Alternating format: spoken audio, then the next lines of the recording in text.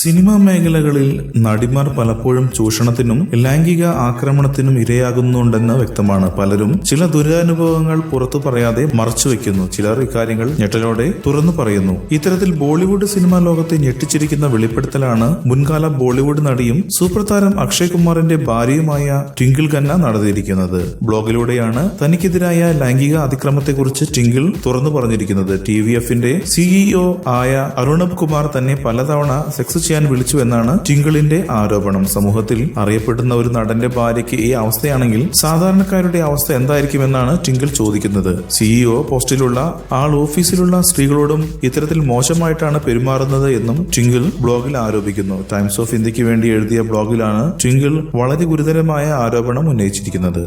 കൂടുതൽ സിനിമാ വാർത്തകൾക്കും വിശേഷങ്ങൾക്കും ഇപ്പോൾ തന്നെ സബ്സ്ക്രൈബ് ചെയ്യൂ മലയാളം ക്രിയേഷൻസ്.